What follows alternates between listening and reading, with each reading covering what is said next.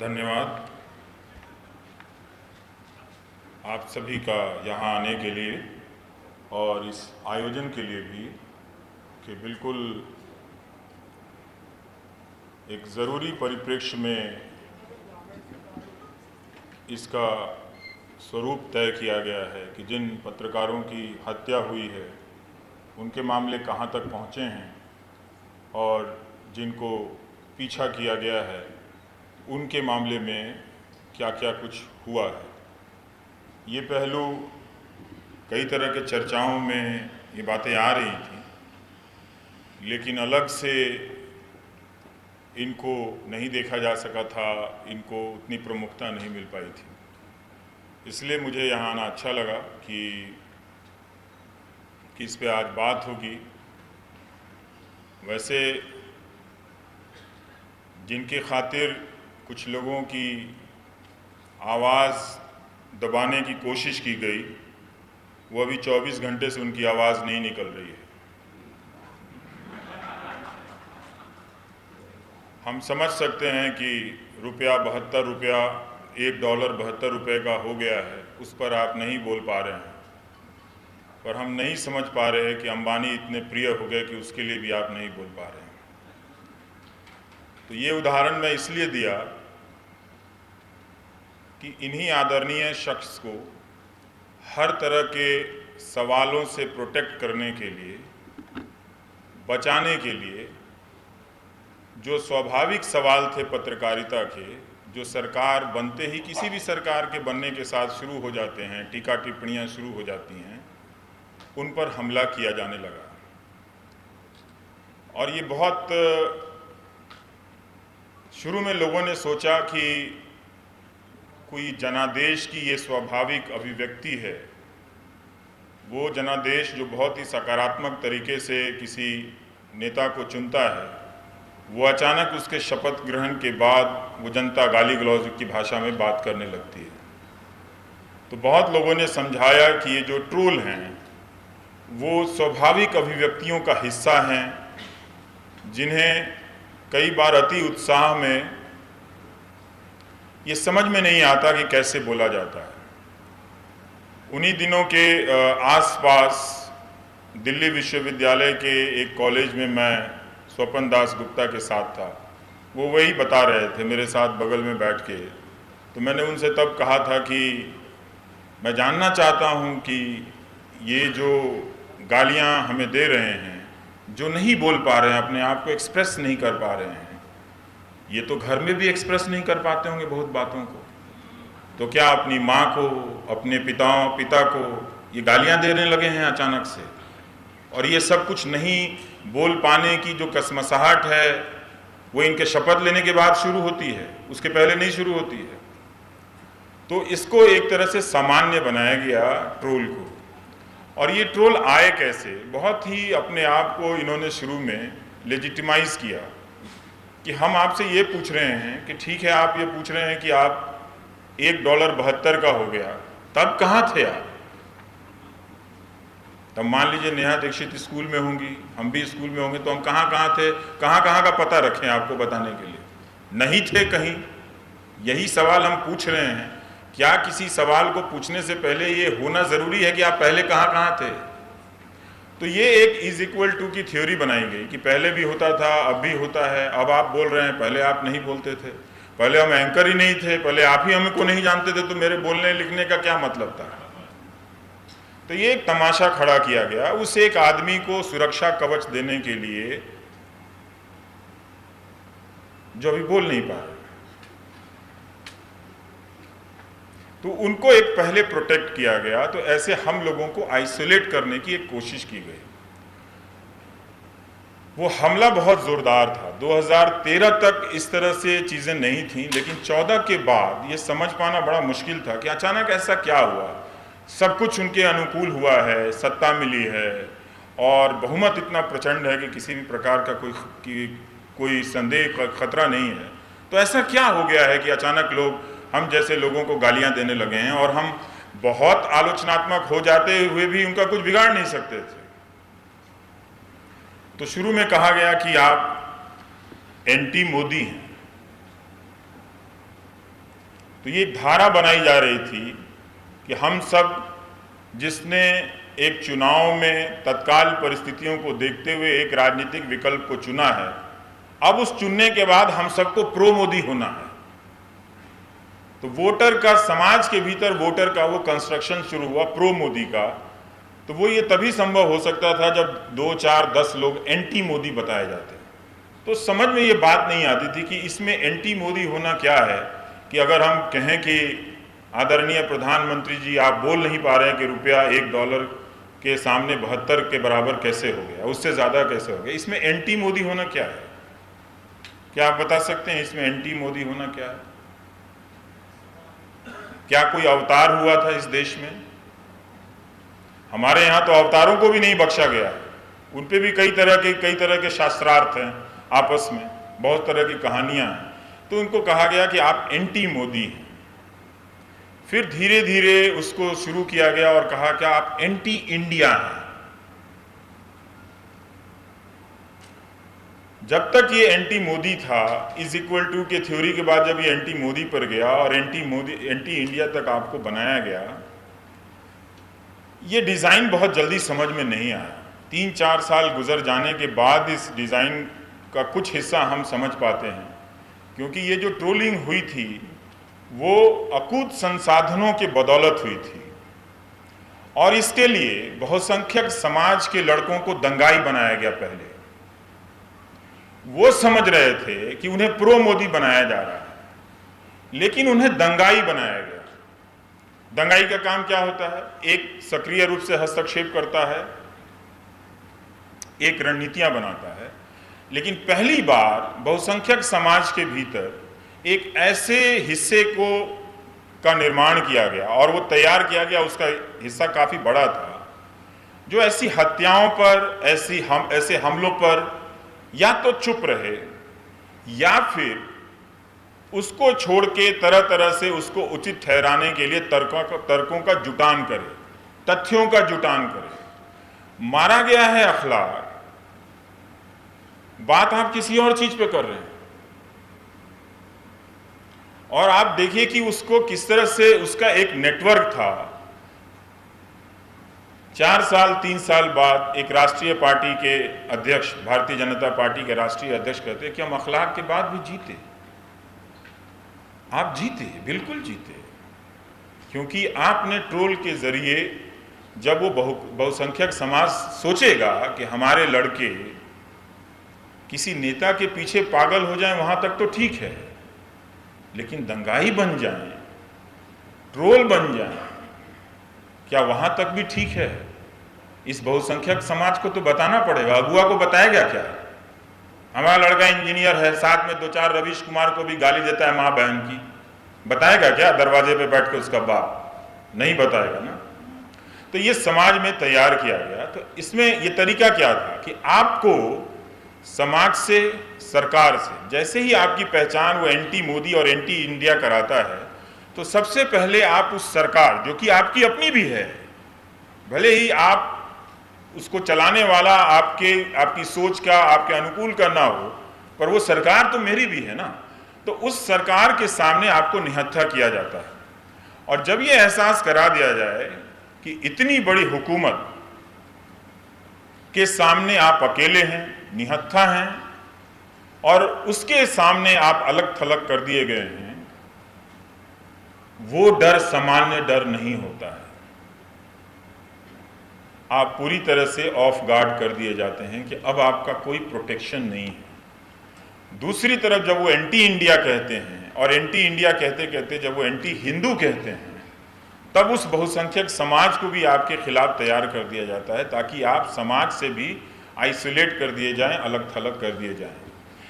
ये चीज़ सिर्फ हमारे साथ ही नहीं हो रही थी, ये चीज़ उस वक्त चंद लोगों के साथ हो रही थी। वो लोग थे जो अभी भी वो कोशिश कर रहे थे कि हम पत्रकारिता कि जो भी हमारे पास सीमित संसाधनों में तमाम अंतर विरोधों के बावजूद करने की जितनी भी ज़मीन बची हुई है, हम उसमें वो काम करते रहेंगे। तो उनको घेरा गया, और ख़ासकर उस बहुसंख्यक समाज को आज न कल इस बात का जवाब देना पड़ेगा कि कैसे उसने महिला पत्रकारों को दी जाने वाली गालियों को बर्दाश्त किया और उसका स्वागत किया। उसको इसका जवाब तो देना पड़ेगा। महिला पत्रकारों को जिस तरह से ट्रोलिंग की गई, उन्हें गालियां दी गई, बलात्कार करने की धमकी दी गई, ये धमकी सिर्फ और सिर्फ उस बहुसंख्यक समाज के भरोसे दी गई जिसके बारे में इन तबकों का मानना था कि वो भी बलात्कार, हिंसा और हत्या का समर्थक हो चुका है। तो वो दरअसल हम 4, 10, 25 लोगों को टारगेट करते हुए उस बहुसंख्यक समाज को हिंसा के प्रति सहमत होने के लिए तैयार कर रहे थे। और इस सहमति में हम तो बचाव करने के लिए खड़े भी हैं, पर गांधी अपना बचाव कैसे कर पाएंगे? जिनकी हत्या को जस्टिफाई करने के लिए कविताएं लिखी गई हैं, बहुत ही हाई स्किल कविताएं लिखी गई हैं, जिनकी हत्या को जस्टिफाई करने के लिए लोग आपके ही सामने आकर कह रहे हैं कि हम गोडसे जयंती मनाएंगे। मनाओ भाई, अंबानी पर नहीं बोल पाओगे तो गोडसे जयंती ही मनाओगे ना। और क्या करोगे आप? मनाओ, क्योंकि आप चुनाव जीत जाते हैं तो आप मनाओ गोडसे जयंती। चूंकि आप चुनाव जीत जाते हैं तो 2 एंकरों को आप नौकरी से निकलवा दीजिए। क्योंकि आप चुनाव जीत जाते हैं, अखलाक के बावजूद, आप पता नहीं कितनी चीजों के बावजूद चुनाव जीत जाते हैं। कल को आप ये भी कहेंगे कि 100 रुपया पेट्रोल कर दिया, इसके बावजूद हम चुनाव जीते और हमारा विरोध करने वाले एंटी इंडिया थे। आप कुछ भी कह सकते क्योंकि आप चुनाव जीत जाते हैं। जीतने के बाद सिर्फ आप यही नहीं बोल पाते हैं कि वो आदमी उस डील में पार्टनर कैसे हो गया, तो आपको डराया गया। रातों रात ट्विटर पर हजारों हमले किए गए। हम जैसे लोग जो तैयार नहीं थे इस समय के लिए, समाज के लिए, अपना काम साधारण ढंग से ही करते चले आ रहे थे, रातों की नींद उड़ गई। समझ में नहीं आया कि इतनी गालियां क्यों दी जा रही हैं। समझ में ये बात नहीं आ रही थी कि ट्रोल, जिसे एक अनजान अनाम सेना के रूप में पेश किया जा रहा था, लेकिन जब हम अपनी सोसाइटियों या क्लब में या कहीं और जा रहे हैं, वहां पे लोग पकड़ के क्यों गाली दे रहे हैं? वो क्या नेता के यार थे? उठते बैठते थे, जो उसको सब पता था उनको, सही या गलत भी। तो ये एक ट्रोल का सोशलाइजेशन किया गया ताकि आप आइसोलेट होते जाएं। और ये स्थिति बहुत भयानक थी, जिस एहसास के साथ कि आपको हर उठती गिरती निगाह ये देखे कि आज आप जिंदा हैं, कल आप मार दिए जाएंगे, आज आपकी नौकरी है, कल आपकी नौकरी चली जाएगी। इस एहसास के साथ जीना और अपना काम करना हम लोगों का ठीक है, एक ज़्यादा सुरक्षा है, पर आप सोचिए उन लोगों के बारे में जो अपना साधारण ही काम कर रहे थे, जिनके पास इतनी सुरक्षा नहीं है, उन पर क्या बीती होगी। मैं समझता हूँ और बता सकता हूँ कि क्या बीती है। रात रात भर नहीं सोया, दिन दिन भर बेचैन रहा कि ये हो क्या रहा है। किसी चौराहे पर गाड़ी रोकने पे कोई शीशा नीचे करके गाली दे देता था कि तेरे को देख लेंगे। आप बच्चों के साथ कहीं जा रहे हैं तो वहाँ टेबल पे बैठे हैं खाने के लिए, वहाँ आकर गाली दे जाता था कि आपको देख लेंगे। इतने लोग देखने वाले तैयार हो गए मुझे। किसके शह पे? क्या हिंदुस्तान की जनता ने 2014 में यह तय किया था कि इनको लाओ तो और इनको लाके ये 10-20 पत्रकारों को पिटवाओ? ये इसलिए आप लोगों ने फैसला किया था। तो इस देश का समाज इतना बुज़दिल हो गया, मैंने इतना बुज़दिल इंडिया कभी नहीं देखा अपनी जिंदगी में। वो बुज़दिल इतना हो गया कि 2014 से पहले जिस तरह से लोग स्वाभाविक रूप से सरकार से टकरा रहे थे, बात बात पे रामलीला मैदान में जमा हो जा रहे थे, ये कितना अच्छा क्षण था कि आप जनता बहुत दिनों के बाद ये एहसास कर रही थी कि कितनी भी 10 साल से चली आ रही सरकार हो या 20 साल तक चलने वाली सरकार हो, हम उससे बड़े हैं, हमारी हैसियत बड़ी है। फिर ऐसा क्या हुआ लोगों में कि वो जनता इतनी बुज़दिल हो गई मेरी कोई बहन नहीं है जिसके खिलाफ कोई मामला चल रहा है। एक ऐसे आदमी है जिनको प्रधानमंत्री भी फॉलो करते हैं और वो अफवाह फैला रहा है। चूंकि हमारे प्रधानमंत्री 24 घंटा काम करते हैं, वो यही काम करते हैं, गाली देने वालों को फॉलो करना, धमकी देने वालों को फॉलो करना। तो जब आप ये सब काम कीजिएगा तो रातों को भी तो जागिएगा ना। और क्या करेंगे आप काम क्या करते हैं? तो आपको रातों को जागना पड़ा, क्योंकि ऐसे लोगों से तो आप दिन में जाके नहीं मिल सकते थे। हालांकि आप वो भी मिलने लगे, वो हो जाता है। तो इस तरह के लोगों से जो अफवाह उड़ाने वाले हैं, जो आपका कैरेक्टर असैसिनेशन करने वाले हैं, उन सब लोगों को अचानक परिवार के लोगों को टारगेट किया गया। अब हम खानदान का तो ठेका नहीं ले सकते, कोई ले सकता है। तो आप भाइयों के, बहनों की तस्वीरें लगा लगाकर आपने ये तमाशा किया। और मैं ये देख रहा था कि एक नेता के पीछे किस तरह से इंडिया बुज़दिल इंडिया होता चला जा रहा है। वो इस कदर बुज़दिल हो जाएगा, मुझे यकीन नहीं था कि मामूली से सवाल करने वालों को, कि भाई बहन को बीच विवाद में लाकर आप एक ऐसी भीड़ तैयार कर रहे थे कि भीड़ अपना फैसला कर ले और इनको कहीं पकड़ के मार दे।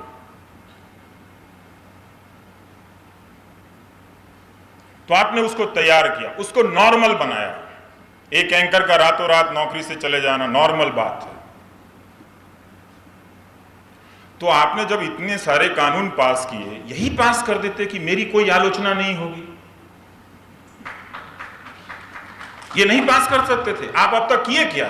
कौन सा काम कर रहे थे आप? तो राजनीतिक नेतृत्व में आप पूछेंगे कि आप पूछते हैं नरेंद्र मोदी की खूबी क्या है? खूबी है, वो भारत के पहले ऐसे नेता हैं जिन्होंने एक ऐसे पॉलिटिकल कल्चर को प्रोड्यूस किया है जो मां बहन की गालियां देता है, जिसमें हम जैसे लोग निहत्थे हो जाते हैं, समझ में नहीं आता क्या होगा। जा रहे हैं यहां, 4 लोग कहता जाना बंद कर दो, कोई मार देगा तुमको, कोई यहां से उठ के चला आएगा, वो मार देगा तुमको, तुम्हारी नौकरी चली जाएगी, मार देगा तुमको। अब आप ये बताइए, मारने और निकाल देने के इतने सारे कान में सलाह सुनते सुनते आप जिंदा रह पाएंगे क्या? तो गालियों का गणतंत्र बनाया इन्होंने। इसके बावजूद ये 40 साल चुनाव जीत सकते हैं, लेकिन ये बात 40 साल तक सत्य रहेगी कि हिंदुस्तान के गणतंत्र को, जिसकी विविधताएं बोलती थीं, उस गणतंत्र को गालियों के गणतंत्र में बदलने का प्रयास किया। अब जब चुनाव आ रहा है और लोग हिसाब करने वाले हैं, तो अमित शाह कहीं कहीं बोलते हैं हमें गालियां नहीं देनी है, हमें अपने काम का प्रचार करना है। तो जब ये 6 महीना हो जाएगा तो आर्टिकल भी आएगा कि कैसे नरेंद्र मोदी ने इन गालियों की संस्कृति को काबू पा लिया है। ये भी आएगा, पढ़ेंगे आप, चिंता ना करें। तो आप बताइए कि हम तो पत्रकारिता कर रहे थे, हम कहां प्रधानमंत्री से टकराने जा रहे थे? तो एक नैरेटिव बनाया गया। ये और बात है कि उनको डर लगता है कि कहीं इंटरव्यू ना मांग दे, वो भी छोड़ दिया मैंने, चलो भाई नहीं करते। आपने प्रवक्ताओं को से बहिष्कार करवाया मेरा, दुनिया की सबसे बड़ी पार्टी, मैं अकेला पत्रकार मेरा बहिष्कार करा रहे थे। हम भी याद रखेंगे। ये भारतीय जनता पार्टी के साधारण और अच्छे कार्यकर्ताओं का कितना बड़ा अपमान है ना? अपमान कि वो कार्यकर्ता भी अपने उस पार्टी के जरिए लोकतंत्र के बारे में कुछ ना कुछ सोचता होगा, लेकिन उनके प्रवक्ताओं के जो प्रमुख हैं और पार्टी प्रमुख हैं वो तय करते, रवीश कुमार के शो में मत जाना, आओगे किस मुंह से, जवाब नहीं होगा तो आप गाली देंगे, बहिष्कार करेंगे। तो आप क्या होता है कि ये बहिष्कार का एक मतलब होता है, इस पेशे में आपको इंटरव्यू नहीं देना, आपके शो में नहीं आना, तो वो आपको इररिलेवेंट और प्रासंगिक बनाते हैं। भाई आप किसी काम के तो है नहीं, आपको बिग इंटरव्यू नहीं मिलेगा, वो बिग नेता नहीं आएंगे जो मेरे नाम से उनका पसीना छूट जाता है। तो और मैं क्या कहूँ, आप बताइए। जो लोग मेरा बहिष्कार करते हैं तो मैं उनको और क्या कहूँ? मैं कोई अहंकार में नहीं कह रहा हूँ, पसीना छूटता होगा इसीलिए तो बहिष्कार कर रहे हैं ना, फिर और क्या कर रहे हैं वो। 2 साल हो गया, मुझे लगा कि प्रैक्टिस कर रहे हैं, चलो कोई बात नहीं, 1-1.5 महीने के बाद आ जाएंगे, इतना चलता है, टाइम देना चाहिए। 2 साल गुजर गए, 2 साल में भी वो मेरे शो में आने लायक उनकी प्रैक्टिस पूरी नहीं हुई, जबकि वो दुनिया की सबसे बड़ी पार्टी है और उसने कई जिलों में नए नए मुख्यालय बनाए। तो एक तरह से आपको अलग, और उन नए नए मुख्यालयों की तस्वीरें जाके देखिए ना, क्यों नहीं देखते, कितना कुछ नया है। सिर्फ बोलना, पूछना, बात करना, यही गुनाह हो गया इनके।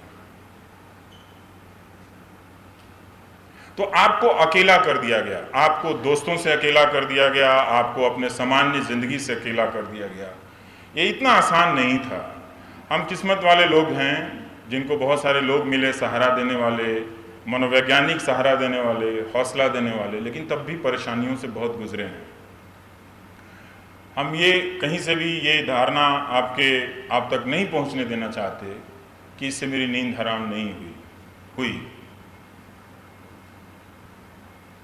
रात भर नींद नहीं आई, कई दिनों तक नींद नहीं आई, इस तनाव से हम गुजरे हैं। कोई भी पत्रकार जिसको ये लगे कि कल उसकी नौकरी जा सकती है, उसको अच्छा नहीं लगेगा। अब आप सोचिए कि जो बाकी लोग फ्रीलांस कर रहे हैं उनकी तकलीफ कितनी ज़्यादा होगी, उन पे केस कर दिया जाए, वीडियो बना के भेज रहे हैं कि आपको काट के मार देंगे, बताइए, फ़ोन कर रहे हैं कि आपको काट के मार देंगे, आपको सुन के कैसा लगेगा।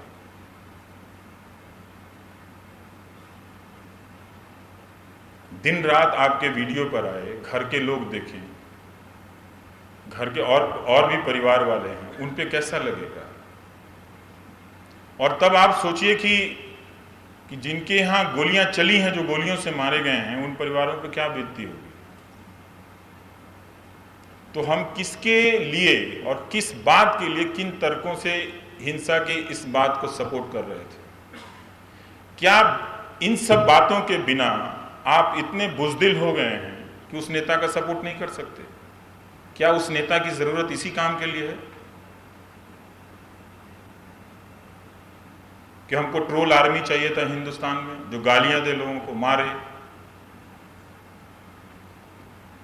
जो वोट देने के लिए, देने के बाद निकले तो 10 लोग लाठियां लेके, डंडे लेके उससे कार के पीछे दौड़ जाएं। ऐसा हम लोगों ने क्या किया था? और जब बताने जाइए तो तमाम तरह के पत्रकारिता के अंतर विरोध को खड़ा कर देते हैं। पुलिस के पास जाइए तो पुलिस काम नहीं करती है, जांच नहीं करती है,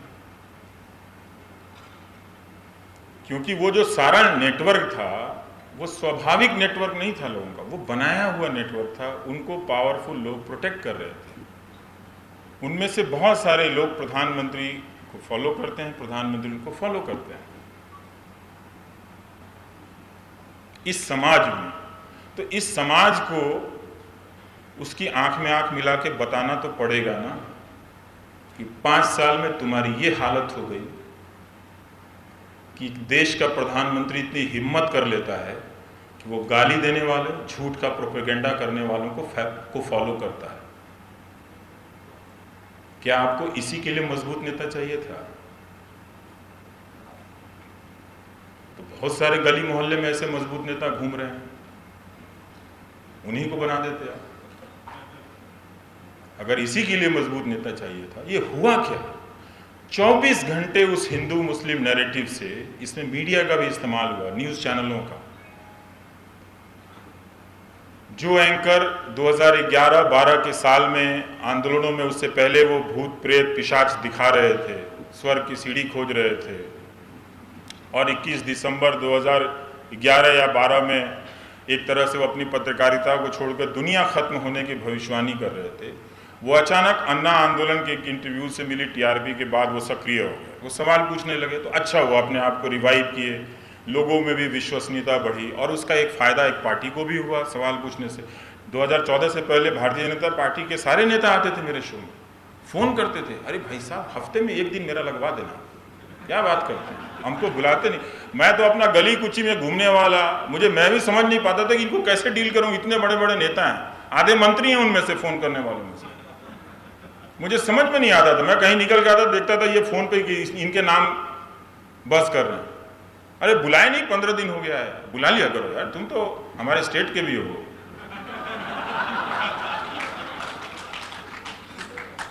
वो लोग साइलेंस में चले गए, जो ऑफिसर बात करते थे वो साइलेंस में चले गए। आप उनके पास अपनी समस्या लेके जाइए कि भाई हमें तो प्रोटेक्शन चाहिए ना उसी गवर्नमेंट से, वो आपकी थोड़ी है, वो हमारी है। देखिए वो तो सब अच्छा है, हम आपके फैन हैं, मेरी वाइफ तो आपका प्रोग्राम देखती है, लेकिन वो आप समझते हैं इसमें कुछ करेंगे तो प्रॉब्लम हो जाएगी। मेरी माँ आपका प्रोग्राम देखती है, वो तो कभी प्राइम टाइम नहीं छोड़ती। मैंने कहा सर देखिए इतना सारा प्रॉब्लम हो रहा है, गाली दे के जा रहा है, कभी ये कर रहा है, कैसे काम करें। वो देखते हैं, वो तो आप समझते ही। फिर भी उसी तंत्र से कुछ लोग निकल कर आए जिन्होंने कहा कि नहीं हम इस बात का ध्यान रखेंगे, अच्छी बात है। लेकिन वो डर उनके भीतर भी बैठ गया, हर कोई डरा हुआ है। अरे भाई डर से आजाद करो खुद को भाई।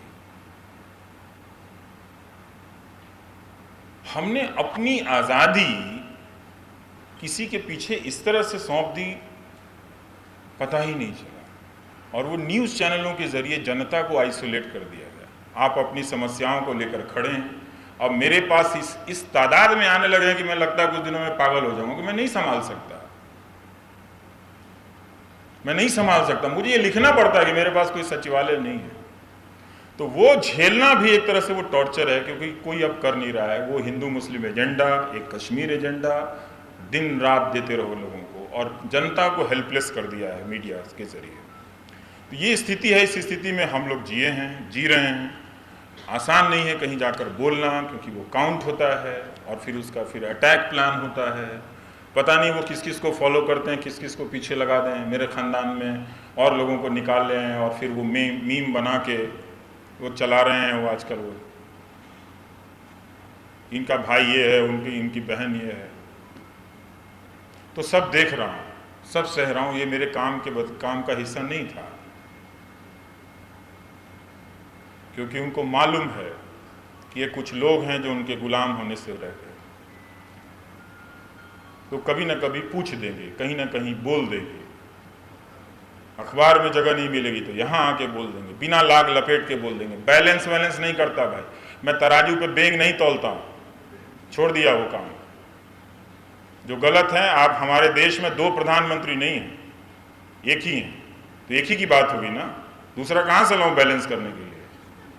कोई और दूसरा भी है जिनसे मैं अनिल अंबानी के बारे में पूछ सकूं? आप बता दें। सुनने वाले श्रोता भी डरे हुए हैं, महिलाएं डर गई। तो इतने सारे डरे लोगों के बीच में एक आदमी जिसको लगातार, मैं अपनी ही बात कर सकता हूं, डराया जा रहा है, तो सोचिए उसकी मनस्थिति क्या होगी। उसको डील करने के लिए भी रोज अपने आप से एक लड़ाई लड़नी पड़ती है। सही है कि नहीं है, बात किस हद तक हम जा सकते हैं, कहां तक जाना चाहिए। रोज हाथ कांपता है, रोज डर लगता है, जिंदा है कि नहीं है, कल क्या होगा। छुट्टियों पे जाइए तो यार दोस्ती कहते हैं तो पैसे सेव किया करो रेनी डेज के लिए। क्यों भाई? तो पूरी जिंदगी को आपने असामान्य बना दिया है। तो इसको नोट कीजिए, बातें कम बताई हैं हमने आपको, क्योंकि मैं जानता हूं कि उस राजनीतिक संस्कृति का नेतृत्व एक ही आदमी करता है, और उनका एक जुड़वा दोस्त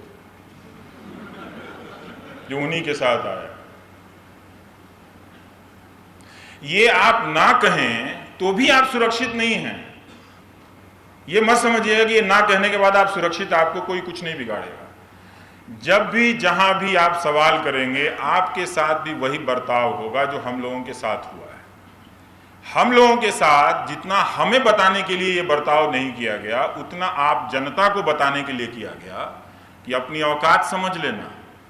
जब हम इनकी ये हालत कर सकते हैं तो तुम्हारी क्या हालत करेंगे तुम याद रखना।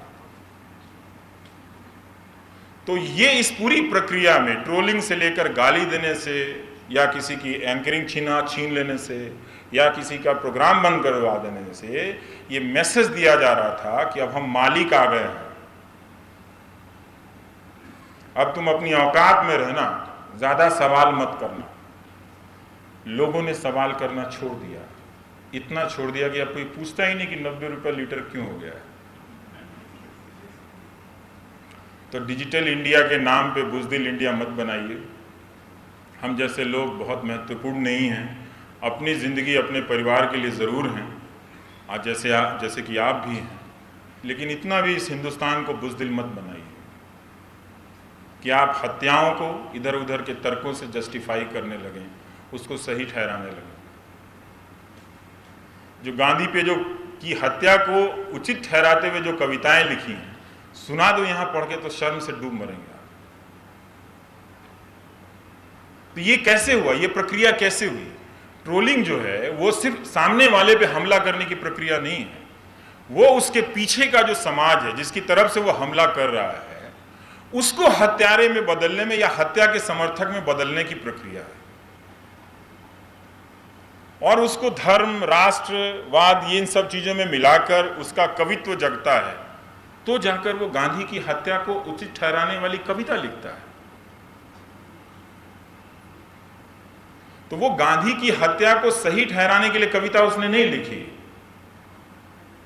उसने अपने आप को भावी हत्यारा बनाने के लिए और उसको कन्विंस करने के लिए खुद को वो कविता लिखी थी।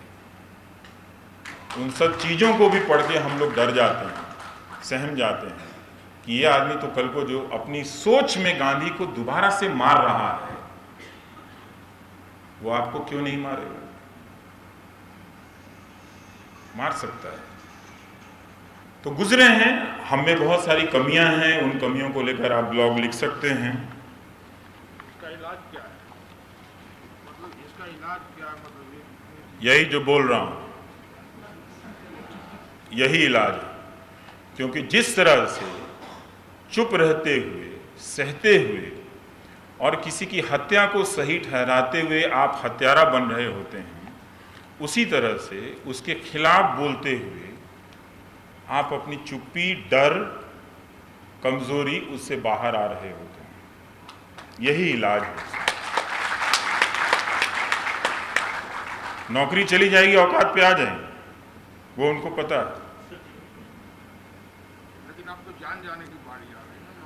तो आ रही है, तो बताना तो पड़ेगा, बताना पड़ेगा कि ये जान जाने की बारी, ये हिम्मत कहाँ से आ गई? क्या उन्हें बहुसंख्यक समाज के बारे में इतना भरोसा हो गया है कि आप एक नेता के पीछे अपने लड़कों को हत्या करने वाली भीड़ में भेज सकते हैं? मैं अपने प्रोग्राम में कहता हूँ, अखलाक के लिए आपको दर्द नहीं होता है, कोई बात नहीं। उन 50 लोगों के लिए तो दर्द होना चाहिए ना, जो उस भीड़ में मारने गए थे। तो हत्यारा आपके घर में पैदा हुआ। आप चाहते हैं कि आपके घर में कोई हत्यारा पैदा हो जाए? आपका भाई, चाचा, आपका बाप, आपका बेटा, बेटी। बिल्कुल आपको हमदर्दी नहीं होनी चाहिए अखलाक की। अखलाक के बावजूद उनको भी जीतना चाहिए, आपको भी कुछ नहीं होना चाहिए। लेकिन पहलू खान, अखलाक को मारने वाली जो भीड़ थी, उस भीड़ में कौन थे? 20-50 की भीड़ रही होगी। वो अपने अपने घरों में लौट कर तो आए होंगे ना। वो रातों को जागते होंगे। उनका कितना ब्लैकमेल होगा आगे की जिंदगी में कि तुम्हें एक और हत्या करनी है। उनको तो पता है ना कि वो किसको मार के आए, भले कानून को पता नहीं है। उनको पता है कि वो किसको मार के आए। तो ये सारी घटनाएं, ये सारी चीजें जो हो रही थी, हमारी तरफ से यही गवाही है। बहुत बार बोल भी चुके हैं, ज़्यादा ही बोल चुके हैं। बहुत बहुत धन्यवाद।